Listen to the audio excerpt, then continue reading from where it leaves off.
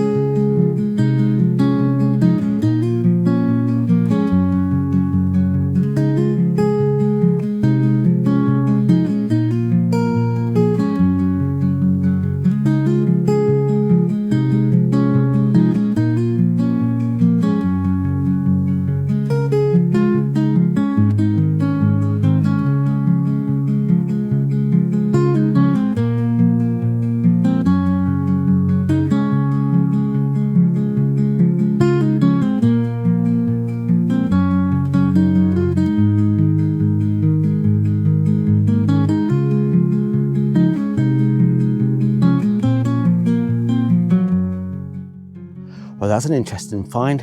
A village hand pump right next to the church.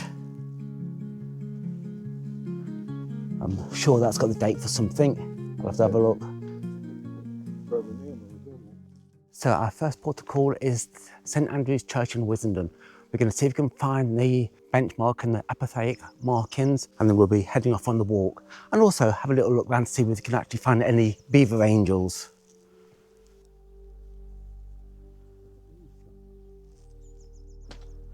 Oh, and we had spotted this one at St Andrew's Church. So like I say, I'm not keeping count, but that's going to be about 50. I was just having a look around to see whether they can find any markings. They got some carvings on the front.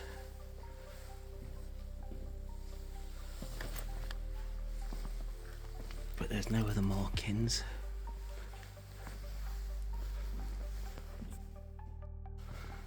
Got a nice stained glass window, which I only found out not that long ago that they're there because back in the day people were illiterate and they couldn't read or write, obviously, if you know what illiteracy means. So they actually had the story of Jesus in stained glass for everybody to see and understand. Obviously, I'm sure everybody knows about that apart from me, but then, like I say, I'm not religious.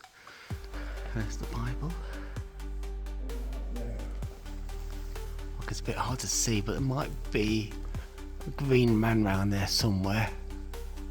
But we'll never know, can't see that high and I've not got the right camera. But my dad just spotted something there which says the road treaded. This road treaded AD 1728. Well, this is interesting. I wonder what the sock's all about.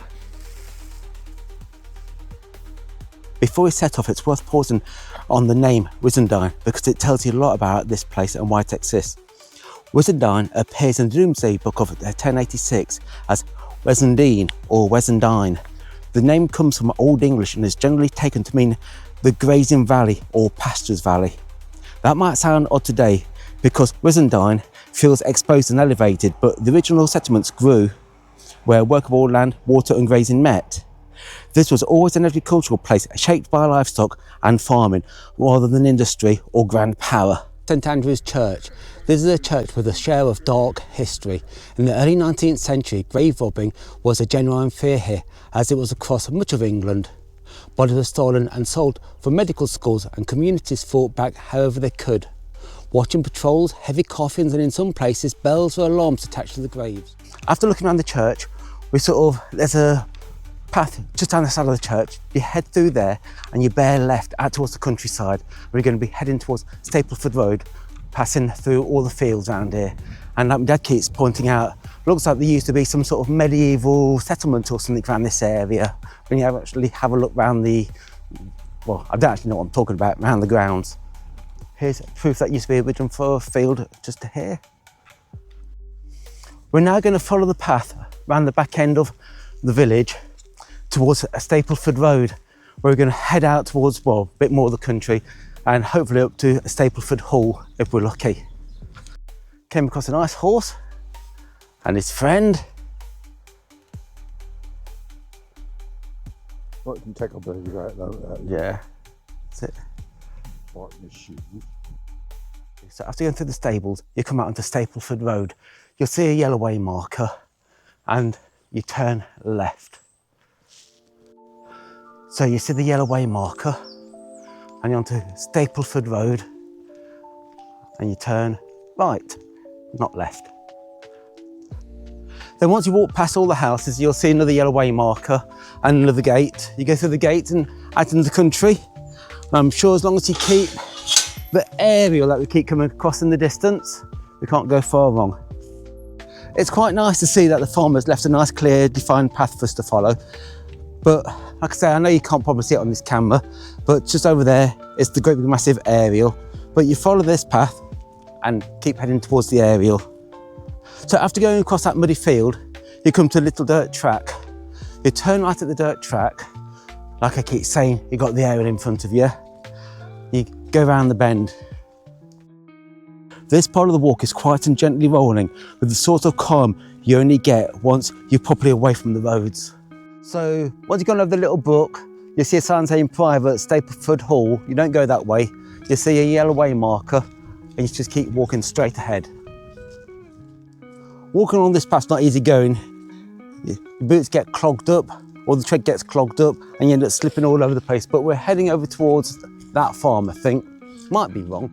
We've just come up to either Stapleford Farm or Holygate Farm. Holygate is one of those names that always makes you stop and think. It doesn't necessarily mean holy in a church sense, more likely an old route, name or boundary track. But names like this tend to survive long after the original meanings have faded. So I don't know what I actually do here, but I've seen photos of plenty of sunflowers and you could hear pigs. But might be deer in there, or pheasants. Halfway around the farm, you'll see a yellow way marker. So you leave the path, which is, tell you what, that's a farm and a half. So as soon as you go on the path, you go across the fields, you'll see a yellow way marker. Then you'll see another yellow way marker. This keeps you away from the farm. By the way, I forgot to mention, I was doing this. I'm with my dad today. So hopefully we're going to try and get 9 miles out of my dad.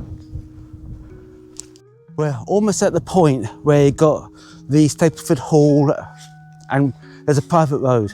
We want to go up the private road and hopefully get to Stapleford Hall. Just have to see whether there's a gate across there or not. It's literally just up here. Oh well, it's just almost near Stapleford Hall. I don't know whether they're actually going to get there or not. We're not actually going to go up to Stapleford Hall, even though it's only a hotel.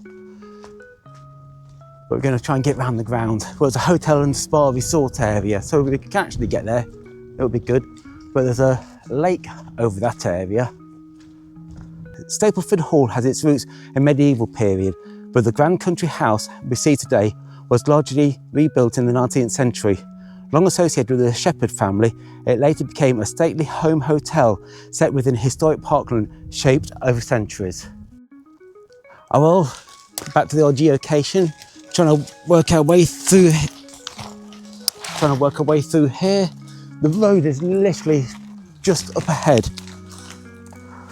You watch, we'll turn right up here and about 20 foot there'll be a gate. But we're working our way through here. I think that's the easy part, Dad. Luckily these branches are quite brittle, aren't they? Do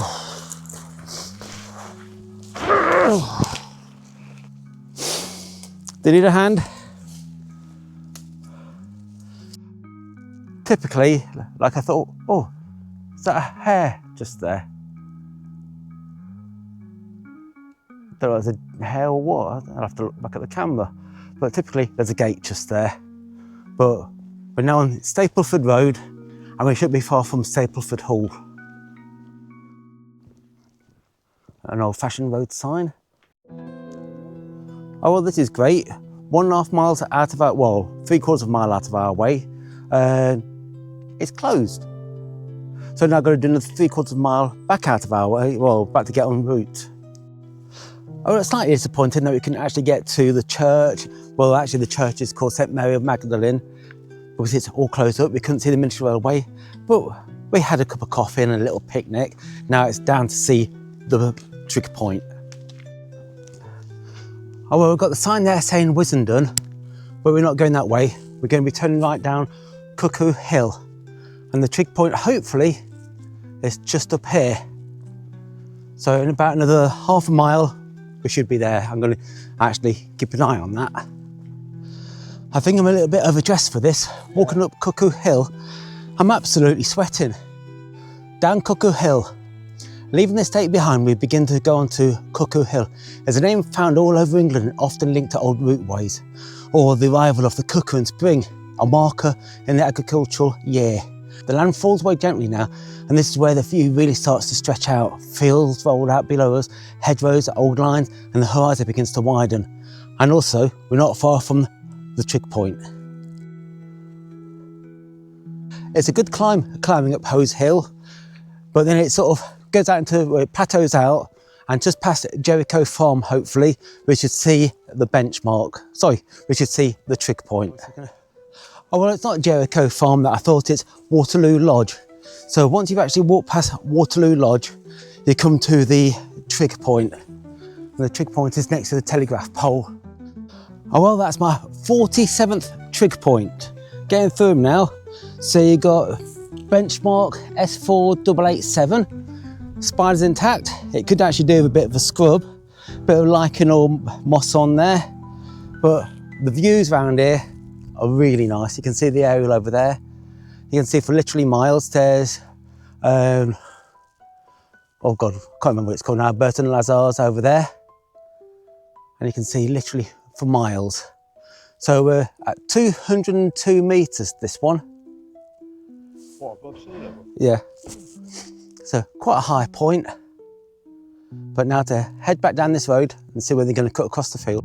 I'm going to say the same old thing. It says that on a clear day you can look across the Vale of Belvoir and see the Belvoir Castle, but I'm not too sure which way the Belvoir Castle would be. It's supposed to be some pale building still on the horizon, around there somewhere, but I haven't got a clue. As you start walking down Cuckoo Hill, you come to the public footpath just near Jericho Lodge. We turn left down Jericho Lodge, and I don't know, I stopped just to do a bit of filming, and my dad, just like my mum, goes running off ahead. So when you start walking down Cuckoo Hill, you come to Jericho Lodge. You turn left at Jericho Lodge where you see the public footpath signs, and this should take us back to Whissendine. Then it's easy to follow the yellow markers. You see one on your left hand side, then as you're walking through the farmyard, you'll see another yellow marker, and go down the side of this fence, just by these little cottages. Well, as you can see, look at my dad going down here. The farmer definitely doesn't want you going down this path. It's not very well looked after. Like we're thinking, should we actually go across down the road or walk along here? And I think in hindsight, the road might have been better. Well, after struggling down that little gap, it opens up. Then you go across the little stream. Probably find this is Whissendine Brook. And then out into a field of sheep. Oh, I've not got that far to go now. Just head up yet another hill. So you walk past Brownie's Lodge, and just in the distance, you can see Whissendine and the windmill. Oh well, this field's going to be easy going. After walking across the other field, our boots are absolutely muddy. Feel like they're about 2 pounds heavier. But hopefully once we get across this field, our boots will be cleaner, and we should be getting nearer the windmill.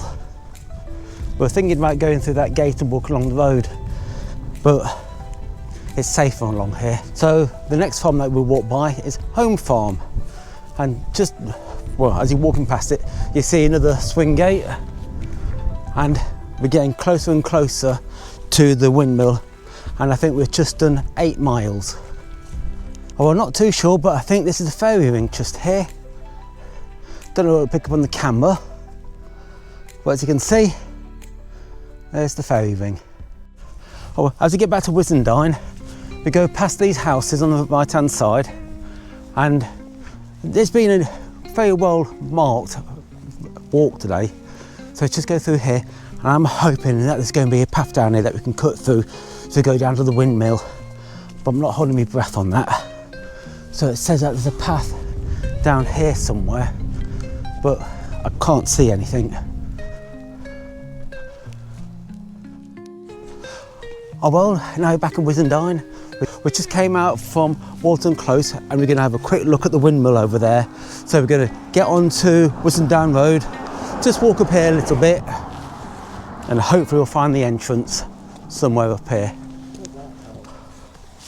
What I'm surprised about this, the Whissendine windmill is one of the village's most recognisable landmarks, a stone tower mill built in the early 19th century to grind grain grown in the surrounding fields. Even standing as a base, you can still see why it's here. The wind up here and the tide ground is constant and the views help you to understand how the village like Whissendine once fed themselves and the wider area. I was just thinking, if it's open we can have a look around, but obviously we've not had much luck today, it's closed. Well, the Whissendine windmill is still an operating windmill where you can buy organic flour from. Sometimes it's actually open, but today obviously on a Sunday and during the Christmas period it isn't. But wouldn't mind coming back here sometime and see if we can actually have a look inside and have a look how they actually make the flour, but today we can't. There's an old millstone, a little bit of flour. Oh well, just walking back into Whissendine on the side of a cottage, found another benchmark. Surprise place to find one. You would have thought it might have been on the actual windmill, but there it is just there. Well, as we come back into Whissendine on Oakham Road, if we carried on up that road there, that would have taken us to Stapleford Park and Hall. But obviously we've been up there and it's closed. So we're going to carry on down Megan Street, back to the car and to the pub. Whissendine's full of lovely cottages, but we're not far back from the pub now, where we'll be having a cheeky little pint.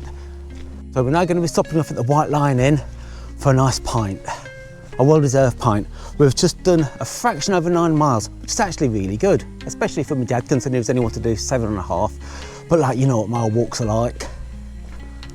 Thank you for joining me on my 47th Trig Walk. We've visited St Andrew's Church at Whissendine, been up to Stapleford Hall to have a look at the Miniature Railway and the church there, but unfortunately those are both closed. We managed to get a glimpse at the hall, went down to Hose Hill Trig Point, got that, looped back round to have a look at the windmill, and now we're going to the White Lion pub for a cheeky little pint. So if you like this, please like and subscribe, and I'll see you again next time. Until then, goodbye.